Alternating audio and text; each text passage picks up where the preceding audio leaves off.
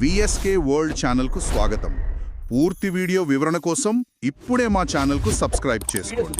ఈ రోజు మనం ఇంగ్లీష్ వ్యాకరణంలోకి కొంచెం లోతుగా వెళ్దాం. వాక్యాలను, ఆలోచనలను ఒకదానితో ఒకటి కలిపి ఉంచే ఒక అదృశ్య శక్తి గురించి మాట్లాడుకుందాం. దీన్ని సరదాగా ది ఆర్కిటెక్ట్స్ గ్లూ అని పిలవచ్చు. అంటే వాక్య నిర్మాణానికి వాడే జిగురు అన్నమాట.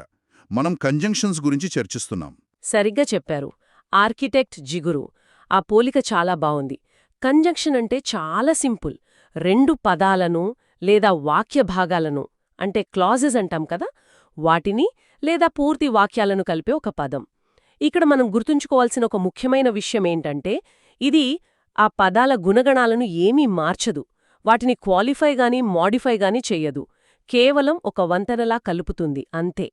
ఉదాహరణకు, జాక్ అండ్ జిల్ వెంట్ అప్ ద హిల్ వాక్యంలో అండ్ అనే పదం జాక్, జిల్ ఆ ఇద్దర్నీ కలుపుతోంది. అలాగే man proposes but God disposes లో బట్ అనే పదం రెండు వేర్వేరు ఆలోచనలను కలుపుతోంది. అయితే ఇక్కడే ఒక చిన్న చిక్కుంది. కొన్నిసార్లు వేరే పదాలు కూడా ఈ జిగురులాగే కనిపిస్తాయి, కాని అవి కావు. దీన్ని మనం ఒక ఫన్నీ పేరుతో ఇంపోస్టర్ అలర్ట్ అని పిలుద్దామా? అంటే కంజంక్షన్లా నటిస్తాయి కాని అసలువి కావు. ఇది పరీక్షల్లో కన్ఫ్యూజ్ చేయడానికి వేసే ఎత్తుగడ కదా. ఖచ్చితంగా. పోటీ పరీక్షలలో అభ్యర్థులు సరిగ్గా ఇక్కడే తికమక పడతారు. ఉదాహరణకు, I have seen a gorilla in the zoo అనే వాక్యం తీసుకుందాం. ఇందులో ఇన్ అనే పదం కంజంక్షన్లా అనిపించొచ్చు కొందరికి, కాని అది ప్రిపోజిషన్. అది స్థానాన్ని చెబుతోంది. ఓ అవును. అలాగే this is the novel that was given to me అనే వాక్యంలో దాట్ అనేది రిలేటివ్ ప్రొనౌన్.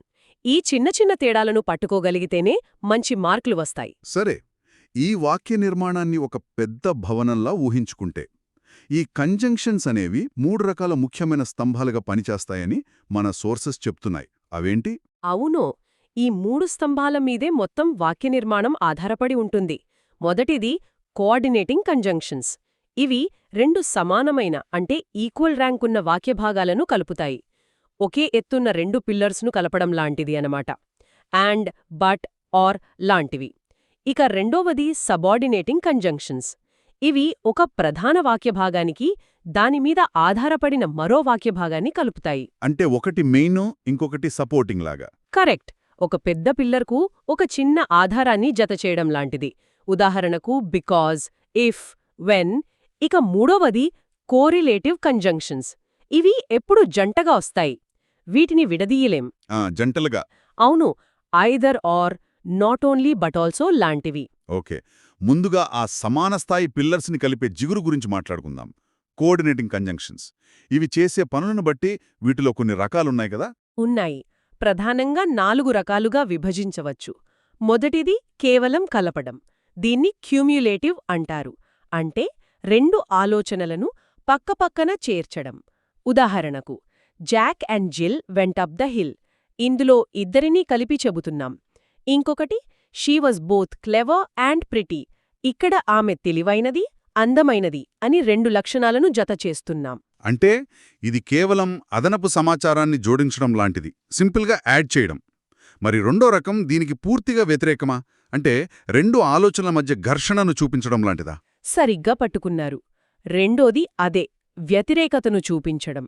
దీన్ని యాడ్వర్సేటివ్ అంటారు. ఇది కథలో ఒక మలుపు లాంటిది. He is ill but he is cheerful. చూడండి, అతనికి ఒంట్లో బాగోలేదు కాని సంతోషంగా ఉన్నాడు. ఇక్కడ బట్ వాడగానే మొత్తం అర్థం మారిపోయింది. నిజమే, అండ్ వాడితే అసలు అర్థమే ఉండదు అనేది ఇంకా బలమైన తేడాను చూపిస్తుంది. టామ్ ఇస్ అంబిషియస్ వెరాజ్ his brother is quite the reserve. సరే, మనం ఆలోచనలను కలిపాం, వాటి మధ్య తేడాను చూపించాం. మరి రెండింటిలో ఒకటి ఎంచుకోవాల్సొస్తే ఆ దారి మళ్లే చోట గ్రామర్ ఎలా పనిచేస్తుంది? దానికి మూడో రకముంది, ఎంపికను చూపించడం. అంటే డిస్జంక్టివ్ లేదా ఆల్టర్నేటివ్. ఇది ఒక చాయిస్ ఇస్తుంది. You can have a tea or coffee. Tea లేదా కాఫీ ఏదో ఒకటి. సింపుల్. అలాగే he is either a fool or a rogue. అతను మూర్ఖుడైనా అయ్యుండాలి లేదా దుర్మార్గుడైనా అయ్యుండాలి. ఇందులో నెగటివ్ చాయిస్ కూడా ఉంటుంది. He will neither spend his money Nar invest it. అంటే అతను డబ్బు ఖర్చు చేయడు, పెట్టుబడి పెట్టడు. అవును, రెండూ చేయడం అని చెబుతున్నాం. ఇక ఆఖరిది ఇల్లేటివ్. ఈ పదం కొంచెం కొత్తగా ఉంది. మన దగ్గరున్న ఒక క్లూ ఆధారంగా ఒక ముగింపుకు రావడం. ఉదాహరణకు, he must be asleep for there is no light in his room. అతని గదిలో లైట్ లేదు, కాబట్టి అతను నిద్రపోతూ ఉండాలి. కరెక్ట్. ఇక్కడ ఫార్ అనేది మన అనుమానానికి కారణం చెబుతోంది. ఇంకో సింపుల్ ఉదాహరణ, he has been working hard, so he will pass. అతను కష్టపడి చదివాడు, అందువల్ల పాస్ అవుతాడు. ఇక్కడ సో అనేది ఫలితాన్ని చూపిస్తోంది. చాలా బావుంది. ఇప్పుడు మనం రెండో స్తంభం వైపు వెళ్దాం. Subordinating conjunctions. ఒక ప్రధాన వాక్యానికి ఒక ఆధారపడిన వాక్యాన్ని కలుపుతాయని అన్నాం కదా. ఇవి చాలా రకాలుగా ఉన్నట్టున్నాయి. గుర్తుపెట్టుకోవడం కష్టమేమో. అస్సలు కష్టం కాదు. వీటిని అవి చేసే పనుల ఆధారంగా కొన్ని గ్రూపులుగా విభజిస్తే చాలా తేలిక. మొదటి గ్రూప్ కథ చెప్పడం అనుకుందాం. అంటే ఒక పని ఎప్పుడు, ఎందుకు జరిగిందో చెప్పడం. సమయం అంటే time. I haven't seen him since he was a boy. అతను చిన్న పిల్లాడిగా ఉన్నప్పటి నుండి నేనతన్ని చూడలేదు. లేదా please come here before I go. నేను వెళ్లేలోపు ఇక్కడికి రా. తర్వాత కారణం, reason. I shall promote him because he is efficient. అతను సమర్థుడు కాబట్టి అతనికి ప్రమోషన్ ఇస్తాను. ఒక్క నిమిషం. ఇక్కడ సిన్స్ అనే పదాన్ని సమయానికి, కారణానికి రెండింటికి వాడుతున్నారు. ఇది కొంచెం కన్ఫ్యూజింగ్గా ఉంది. మంచి పాయింట్ పట్టుకున్నారు. ఇది సందర్భాన్ని బట్టి అర్థం చేసుకోవాలి. ఇది ఒక common trap. Since he was a boy అంటే సమయాన్ని సూచిస్తోంది. సిన్స్ యూ డిజర్వ్ ఇట్ అంటే మీరు అర్హులు కాబట్టి అని కారణాన్ని సూచిస్తోంది. ఓకే, వాక్యం యొక్క అర్థాన్ని బట్టి మనం గ్రహించాలి. అవును, ఇది ప్రాక్టీస్తో వస్తుంది. ఇక రెండో గ్రూప్ బేరసారాలు చేయడం అనుకోవచ్చు. అంటే ఇలా చేస్తే అలా జరుగుతుంది అని షరతులు పెట్టడం. షరతు, condition. I shall go abroad if I get a scholarship. Scholarship వస్తేనే విదేశాలకు వెళ్తాను. ఇది పాజిటివ్ కండీషన్. మరి నెగటివ్ కండిషన్? ఉంది. I can't help you unless you tell me the truth. నువ్వు నిజం చెబితే తప్ప నేను సహాయం చెయ్యలేను. అలాగే ఉద్దేశ్యం, purpose. Work hard that you may succeed. ఎందుకు కష్టపడాలి? విజయం సాధించడం కోసం. ఇక్కడే ఒక ముఖ్యమైన ఎగ్జామినర్ ట్రాప్ ఉంది గదా. లెస్ట్ అనే పదం. చాలామంది దీన్ని తప్పుగా వాడతారు. అవును, లెస్ట్ అనేది ఒక నెగటివ్ ఉద్దేశ్యాన్ని, ఒక రకమైన భయాన్ని సూచిస్తుంది. Book early lest you should miss the chance. అవకాశం కోల్పోతామేమోనని ముందుగానే బుక్ చేసుకోండి. ఇక్కడ రూల్ ఏంటంటే లెస్ట్ తర్వాత ఎప్పుడూ, ఎల్లప్పుడూ షుడ్ మాత్రమే రావాలి. మే లేదా విల్ వాడితే తప్ప. తప్పకుండా తప్పే. ఇది ఒక నాన్ నెగోషియబుల్ రూల్. గుర్తుపెట్టుకోవాలి. అలాగే ఇంకో ట్రాప్, అన్లెస్, అంటిల్ వాడినప్పుడు కూడా ఉంది. ఆ పదాలలోనే నాట్ అనే అర్థముంది. కాబట్టి వాటితో మళ్ళీ నాట్ వాడకూడదు. Unless you tell me the truth అనాలి. Unless you don't tell me అని అనకూడదు. సరే, కథ చెప్పాం, బేరసారాలు చేశాం. ఇక మూడో గ్రూప్ ఏంటి? మూడో గ్రూప్ ఆశ్చర్యపరచడం. అంటే అయినప్పటికీ ఇది జరిగింది అని ఊహించని విషయాన్ని చెప్పడం. దీన్ని ఒప్పుకోలు అంటే కన్సెషన్ అంటారు. They last the match though they played well. వాళ్ళు బాగా ఆడినప్పటికీ మ్యాచ్ ఓడిపోయారు. అవును, ఇది ఊహించనిది, ఆశ్చర్యపరచే విషయం. అలాగే పోలిక, comparison. He is cleverer than I. అతను నాకన్నా తెలివైనవాడు. ఇక్కడ కూడా ఒక రకమైన తేడాను, ఆశ్చర్యాన్ని చూపిస్తున్నాం. ఓకే, ఇప్పుడు మన భవన నిర్మాణంలో చివరి, ఇంకా చెప్పాలంటే అందమైన స్తంభాల దగ్గరకొచ్చాం. Correlative conjunctions. ఇవి ఎప్పుడు జంటగానే వస్తాయన్నారు. అవును, వీటిని అస్సలు విడదీయడానికి వీల్లేదు. కొన్ని ముఖ్యమైన జంటలు గుర్తుపెట్టుకోవాలి. Either are, neither Nar, both and, though yet, not only but also. ఇక్కడే అసలైన అత్యంత ముఖ్యమైన ఎగ్జామినర్ ట్రాప్స్ దాగి ఉన్నాయి. వాటి గురించి ఎదురుచూస్తున్నాను. మొదటి ట్రాప్ ఏంటి? మొదటి ట్రాప్ తప్పు జంటలు, అంటే మిస్ మ్యాచ్డ్ పేర్స్. పరీక్షలలో కావాలనే తప్పు జతలనిస్తారు. ఉదాహరణకు, నో సూనర్ తర్వాత ఎప్పుడు థాన్ రావాలి, కాని వాళ్ళు వెన్ అనిస్తారు. ఓ, కరెక్ట్ వాక్యం, no sooner had the teacher come than the students stood up. అలాగే హార్డ్లీ తర్వాత వెన్ రావాలి, కాని థాన్ ఇస్తారు. ఇంకో చాలా కామన్ తప్పు, దో తర్వాత బట్ వాడటం. దో తర్వాత యెట్ రావాలి. Though he is poor yet he is helpful. ఈ జంటలను మార్చడానికి వీల్లేదు. ఇది నిజంగా గుర్తుపెట్టుకోవాల్సిన విషయం. ఇక రెండో ట్రాప్ ఇది. నా ఈమెయిల్స్లో నేను కూడా చాలాసార్లు తప్పు చేసుంటాననిపిస్తోంది. చాలామంది చేస్తారు. అదే సమాంతర నిర్మాణ నియమం, ద పారలిజం రూల్. ముఖ్యంగా నాట్ ఓన్లీ బట్ ఆల్సో వాడినప్పుడు ఇది చాలా ముఖ్యం. సింపుల్గా చెప్పాలంటే వాక్యం రెండు వైపులా వ్యాకరణపరంగా బ్యాలెన్స్డ్గా, సిమ్మెట్రికల్గా ఉండాలి. ఆర్కిటెక్చర్లో సిమెట్రీ లాగా. కరెక్ట్. చూడండి తప్పు వాక్యం, he not only last wealth but also honour. ఇక్కడ నాట్ ఓన్లీ అనేది లాస్ట్ అనే క్రియ ముందుంది, కానీ బట్ ఆల్సో అనేది ఆనర్ అనే నామవాచకం ముందుంది. ఇది బ్యాలెన్స్డ్గా లేదు. అవును, ఒకటి వర్బ్ ముందు ఇంకొకటి నౌన్ ముందుంది. ఒప్పు వాక్యం ఇలా ఉండాలి, he lost not only wealth but also honour. ఇక్కడ నాట్ ఓన్లీ అనేది వెల్త్ అనే నౌన్ ముందు, బట్ ఆల్సో అనేది ఆనర్ అనే నౌన్ ముందున్నాయి. ఇప్పుడు కరెక్ట్గా బ్యాలెన్స్ అయింది. వావ్, ఇది చాలా సూక్ష్మమైన తేడా, కానీ చాలా ముఖ్యం. ఇక ఆఖరి అతిపెద్ద కన్ఫ్యూజన్. దాన్ తర్వాత ఐ వాడాలా లేక మీ వాడాలా? దీని వెనకున్న లాజిక్ ఏంటి? ఇది చాలా మంచి ప్రశ్న. దీన్ని ద కంపారిజన్ కేస్ ట్రాప్ అనొచ్చు. ఇక్కడ మనం ఎవరిని దేనిని పోలుస్తున్నామనే దానిపై ఆధారపడి ఉంటుంది. మనం సబ్జెక్ట్లను పోలుస్తున్నప్పుడు he is cleverer than I అనాలి. దాన్ మీ కాదా? కాదు, ఎందుకంటే దాని పూర్తి రూపం he is cleverer than I am. ఇక్కడ హీ అనే సబ్జెక్ట్ ఐ అనే సబ్జెక్ట్ను పోలుస్తున్నాం, అందుకే ఐ వాడాలి. అదే ఆబ్జెక్ట్లను పోలుస్తున్నప్పుడు I like him better than her అని అనవచ్చు. దీని అర్థం I like him better than I like her. ఇక్కడ హిమ్ అనే ఆబ్జెక్ట్, హర్ అనే ఆబ్జెక్ట్ను పోలుస్తున్నాం. ఓ, అంటే సందర్భాన్ని బట్టి మొత్తం అర్థమే మారిపోతుందే. ఖచ్చితంగా. ఉదాహరణకు I like him better than she అంటే ఆమె అతన్ని ఇష్టపడిన దానికంటే నేనెక్కువ ఇష్టపడతాను అని అర్థమొస్తుంది. అందుకే ఇది చాలా జాగ్రత్తగా వాడాలి. లో గన్ పేలగానే ఒక రన్నర్ ఇంకొకరి కన్నా సూనర్గా బయల్దేరాడు. ఆ తేడా చూపించడానికి థాన్ వాడారు. దాన్ని చూస్తే నో సూనర్ దాన్ ఎందుకు జంటో ఈజీగా అర్థమవుతుంది. అవును, చాలా సింపుల్ లాజిక్ అది. సూన్, సూనా, సూనెస్ట్ అనేవి డిగ్రీస్ ఆఫ్ కంపారిజం కదా.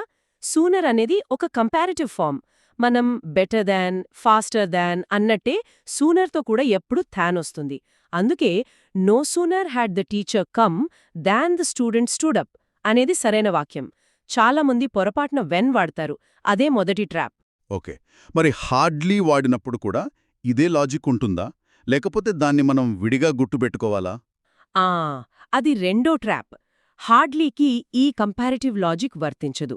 దానితో ఎప్పుడూ వెన్ వస్తుంది. ఉదాహరణకు it was hardly noon when I reached there.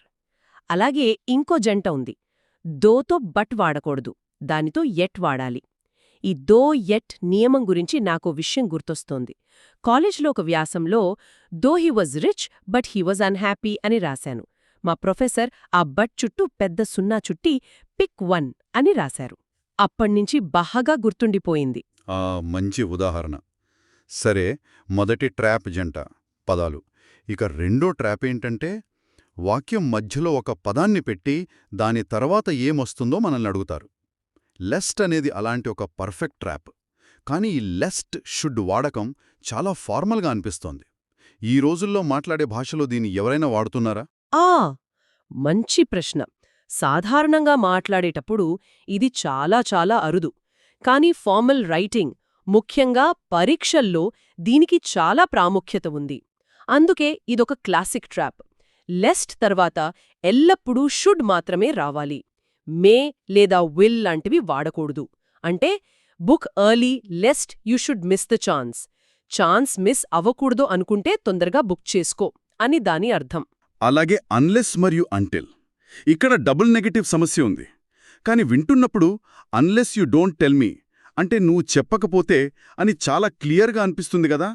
లాజికల్గా తప్పైనా అర్థం చేసుకోవడానికి సులభంగా ఉన్నప్పుడు దాన్ని ఎందుకు తప్పుగా చూడాలి? ఎందుకంటే భాషకు స్పష్టత, ఖచ్చితత్వం చాలా ముఖ్యం. అన్లెస్, అంటిల్ అనే పదాలలోనే నాట్ అనే అర్థముంది. ఓ అవును. కాబట్టి వాటితో మళ్ళీ నాట్ వాడితే అర్థం మారిపోతుంది. లెక్కల్లో మైనస్ ఇంటూ మైనస్ ప్లస్ అయినట్టు. రెండు నెగటివ్లు ఒక పాజిటివ్ అర్థాన్నిస్తాయి. సరైన వాక్యం I can't help you unless you tell me the truth. ఒకవేళ అన్లెస్ యూ డోంట్ టెల్ మీ అనంటే దాని అర్థం నువ్వు నిజం చెప్పకపోతే తప్ప నేను సహాయం చెయ్యలేను, అంటే నువ్వు నిజం చెప్తే నేను సహాయం చెయ్యను అన్నట్టొస్తుంది. అందుకే అది తప్పు. అంటే ఇప్పటిదాకా మనం చూసినవి ఒక పదాన్ని తప్పుగా వాడటం లేదా మర్చిపోవడం. కాని కొన్నిసార్లు పొరపాటు ఇంకా సూక్ష్మంగా ఉంటుంది. మనం ఒక పదాన్ని సరిగ్గానే వాడతాం, కాని దాని వెనకున్న అసలు శక్తిని అర్థం చేసుకోం. అండ్ అనే పదం అలాంటిదే.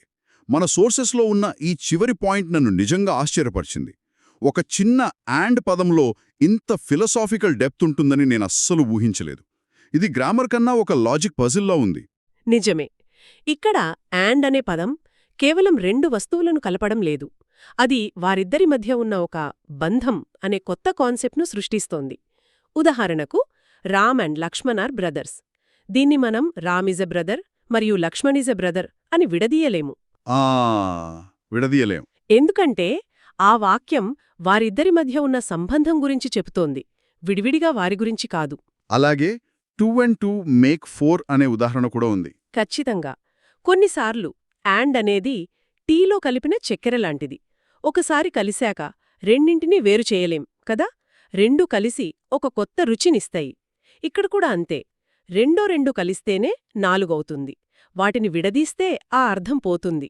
అంటే అండ్ అనేది రెండు భాగాలను కలిపి ఒక కొత్త విడదీయరాని యూనిట్ను సృష్టిస్తోంది. భాష వస్తువులను సూచించడమే కాదు, సంబంధాలను, భావనలను కూడా ఎలా నిర్మిస్తుందో చెప్పడానికి ఇదొక మంచి ఉదాహరణ. అద్భుతం. అంటే ఈరోజు మనం వాక్య నిర్మాణంలోని మొత్తం బ్లూప్రింట్ను చూశాం.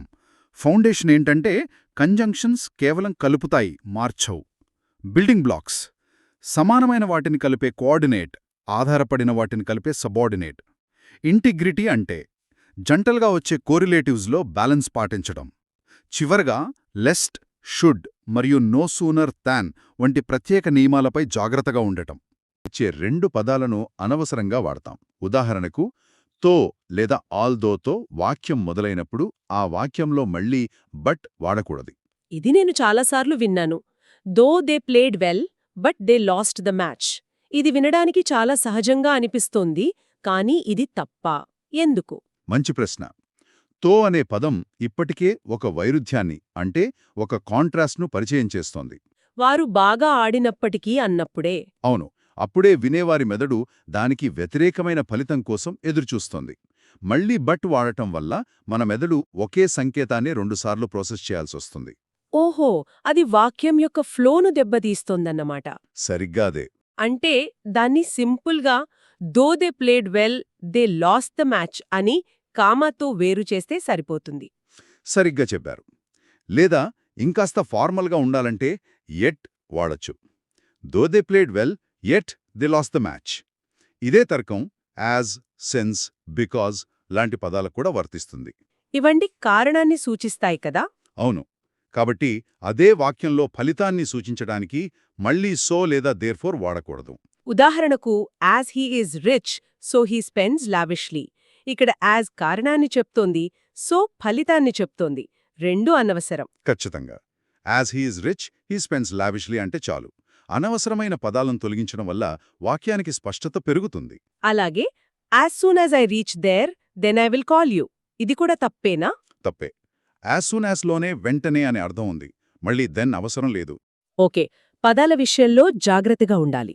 కొన్నిసార్లు మనం వాడే పదాలు కాదు, వాటిని అమర్చే విధానం కూడా ఒక ఉచ్చులా మారుతుంది. అదే ద లా ఆఫ్ బ్యాలెన్స్, అంటే సమాంతర నిర్మాణం, ప్యారలల్ స్ట్రక్చర్. దీని గురించి కొంచెం వివరిస్తారా? తప్పకుండా. ఇది చాలా ముఖ్యమైన నియమం. కోరిలేటివ్ కంజంక్షన్స్ అంటే not only but also, either are, neither నార్ వంటి జంట పదాలు. ఇవి ఎప్పుడూ ఒకే రకమైన వ్యాకరణ భాగాలను, అంటే పార్ట్స్ ఆఫ్ స్పీచ్ను కలపాలి. ఒక త్రాసు రెండు వైపులా సమానంగా బరువు పెట్టినట్లు. నాకిది ఎప్పుడూ గందరగోళంగానే ఉంటుంది. ఉదాహరణకు he not only speaks English but also Telugu. ఇది తప్పు అని సోర్స్ చెబుతోంది, కాని ఎందుకు? దాన్ని విడమర్చి చూద్దాం. నాట్ ఓన్లీ తర్వాత ఏముంది? స్పీక్స్. ఇదొక క్రియ, అంటే వర్బ్. ఓకే. కాని బట్ ఆల్సో తర్వాత ఏముంది? తెలుగు. ఇదొక నామవాచకం, అంటే నౌన్. ఓ, ఒకటి వర్బ్ ఒకటి నౌను. బ్యాలెన్స్ లేదు. ఇప్పుడు స్పష్టంగా అర్థమైంది. అవును. త్రాసు ఒకవైపు క్రియ, మరోవైపు నామవాచకమున్నాయి. మరి దాన్ని ఎలా సరిచేయాలి? మనం కలపాలనుకుంటున్నవి రెండు నామవాచకాలు ఇంగ్లీష్ మరియు తెలుగు కాబట్టి ఆ జంట పదాలు ఆ రెండింటి ముందే ఉండాలి. సరైన వాక్యం he speaks not only English noun but also Telugu noun. ఇప్పుడు చూడండి, రెండు వైపులే నామవాచకాలే ఉన్నాయి. వాక్యం చాలా అందంగా, బ్యాలెన్స్డ్గా ఉంది. సరిగ్గాదే. అంటే I want to drink either tea or coffee అనాలి, అంతేగాని either I want to drink tea or coffee అనకూడదు. పర్ఫెక్ట్. ఇప్పుడు మీకు లాజిక్ అర్థమైంది. ఈ బ్యాలెన్స్ వాక్యానికి ఒక స్పష్టతను ఇస్తోంది. మన మెదడు సమాంతరంగా ఉన్న సమాచారాన్ని చాలా వేగంగా, సులభంగా ప్రాసెస్ చేస్తుంది. ఇక కొన్ని జంటలున్నాయి, అవి ఎప్పుడూ కలిసే ఉంటాయి, వాటిని విడదీయకూడదు. అవే ది పర్ఫెక్ట్ పేర్స్. అవును, వీటిని మార్చడానికి వీలు లేదు. మొదటిది బోత్ వస్తే దానితో పాటు అండ్ మాత్రమే రావాలి. I have both a car as well as a scooter అనడం తప్ప? చాలా పెద్ద తప్పు. సరైన వాక్యం I have both a car and a scooter. అలాగే బిట్వీన్ వస్తే అండ్ రావాలి. కాంటాక్ట్ మీ బిట్వీన్ 10 to 12 అనే బోర్డులు నేను ఎన్నో షాపుల మీద చూశాను. అది సర్వసాధారణంగా కనిపించే తప్పు. అది కాంటాక్ట్ మీ బిట్వీన్ 10 and 12 అని ఉండాలి. బిట్వీన్ అనేది 2 పాయింట్ల మధ్య ఉన్న ఖాళీని సూచిస్తుంది. అవును, కాబట్టి ఆ 2 పాయింట్లను అండ్తో కలపాలి. మరి టు మరియు సో దాట్ మధ్య తేడా ఏమిటి? చాలామంది he is very lazy to work hard అని అంటుంటారు. అది తప్పా? అది తప్పు. టు అనేది ఒక నెగటివ్ ఫలితాన్ని సూచిస్తుంది. He is too lazy to work hard అంటే అతను ఎంత బద్ధకమంటే పని చేయలేడు. ఓకే. అదే she is so weak that she can't walk అనేది కారణాన్ని సో వీక్, ఫలితాన్ని దట్ షీ కాంట్ వాక్ స్పష్టంగా చూపిస్తుంది. రెండూ వేర్వేరు ప్రయోజనాల కోసం వాడతామన్నమాట. ఇక సచ్ దాట్ మరియు సచ్ యాజ్ మధ్య తేడా నాకు ఎప్పుడూ గందరగోళంగానే ఉంటుంది. దీన్ని గుర్తుంచుకోవడానికి ఏదైనా సులభమైన మార్గం ఉందా? మంచి ప్రశ్న. ఇలా గుర్తుంచుకోండి. సచ్ దాట్ అనేది ఒక తీవ్రతను లేదా ఫలితాన్ని చూపిస్తుంది. ఉదాహరణకు I have such regard for him that I will do anything. అంటే నాకు అతనిపై ఎంత గౌరవం ఉందంటే దాని ఫలితంగా నేను ఏదైనా చేస్తాను. సరిగ్గా అదే. అదే సచ్ యాజ్ అనేది ఒక వర్గాన్ని లేదా ఉదాహరణను ఇస్తుంది. We talked about such subjects as the weather, వాతావరణం వంటి ఉదాహరణలున్న విషయాల గురించి మాట్లాడాము అన్నట్లు. ఓకే. దాట్ ఫలితాన్ని సూచిస్తుంది, యాజ్ ఉదాహరణను సూచిస్తుంది. ఇది చాలా ఉపయోగకరమైన చిట్కా. మనం చాలా ఉచ్చుల గురించి మాట్లాడుకున్నాం. ఇక చివరిగా కొన్ని తర్కానికి సంబంధించిన ఉచ్చులను చూద్దాం. ఉదాహరణకు ప్రశ్నార్థక పదాలకు ముందు దాట్ వాడటం. అవును, ఇది the interrogative barrier. Why, where, when వంటి WH ప్రశ్నార్థక పదాలు వాటంతటవే కంజంక్షన్గా పనిచేస్తాయి. అంటే వాటికి ముందు దాట్ అనే మరో కంజంక్షన్ అవసరం లేదు. లేదు. He asked me that why I was late అనేది తప్పు. సింపుల్గా he asked me why I was late అంటే సరిపోతుంది. ఆ దాట్ అనే గోడను పగలగొట్టాలి. ఇంకొక సాధారణ గందరగోళం లైక్ మరియు యాజ్ మధ్య. హీ రన్స్ లైక్ మీ మరియు he runs as I do రెండింటికి తేడా ఏంటి? లైక్ తర్వాత ఒక నౌన్ లేదా ప్రొనౌన్ వస్తుంది. హీ రన్స్ లైక్ మీ అంటే అతను నాలాగే పరిగెడతాడు. ఇక్కడ మీ ఒక ప్రొనౌన్. ఓకే. యాజ్ తర్వాత ఒక పూర్తి క్లాజ్ అంటే కర్త ప్లస్ క్రియ వస్తుంది. He runs as I do అంటే నేను ఎలా పరిగెడతానో అతను కూడా అలా పరిగెడతాడు. ఇక్కడ ఐ డూ అనేది ఒక క్లాజ్. ఇది కొంచెం సూక్ష్మమైన తేడా, కాని చాలా ముఖ్యమైనది. అద్భుతం. దాదాపు అన్ని ముఖ్యమైన గనులను గుర్తించాం. ఇప్పుడు ఒక చిన్న పరీక్ష. ఈ మైండ్ ఫీల్డ్ను మనమెంతవరకు అర్థం చేసుకున్నామో చూద్దాం. నేను కొన్ని వాక్యాలు చెప్తాను. వాటిలో ఉన్న ఉచ్చును మీరు గుర్తించాలి. తప్పకుండా, నేను సిద్ధం. మొదటిది, the reason why he didn't go was because his mother was ill. ఇది redundancy trap. The reason why అన్నప్పుడే కారణం అని చెప్పేశాం. మళ్ళీ బికాజ్ అవసరం లేదు. సరైన వాక్యం the reason why he didn't go was that his mother was ill. Perfect. రెండవది, I have never seen him since his father died. ఇందులో ఏదైనా తప్పుందా? లేదు, ఇది ఖచ్చితంగా సరైన వాక్యం. ఇది present perfect. Have never seen plus since plus simple past died అనే ఫార్ములాను సరిగ్గా పాటిస్తోంది. అద్భుతం. ఈ నియమాలు, వాటి వెనుక ఉన్న తర్కం తెలిస్తే గ్రామర్ అనే గణుల క్షేత్రాన్ని దాటడం చాలా సులభమనిపిస్తోంది. ఇది కేవలం పరీక్షలకే కాదు, మన రాతలను, మాటలను స్పష్టంగా, ప్రభావవంతంగా మార్చడానికి కూడా ఉపయోగపడుతుంది. ఖచ్చితంగా. ఈ పూర్తి సమాచారం, ఇంకా స్పష్టమైన విజువల్ గైడ్స్, మరిన్ని ఉదాహరణల కోసం వీక్షకులు VSK వరల్డ్ యూట్యూబ్ ఛానల్ను చూడవచ్చు. గ్రామర్లో పట్టు సాధించడానికి వారి వీడియోలు చాలా సహాయపడతాయని మా విశ్లేషణ సూచిస్తోంది.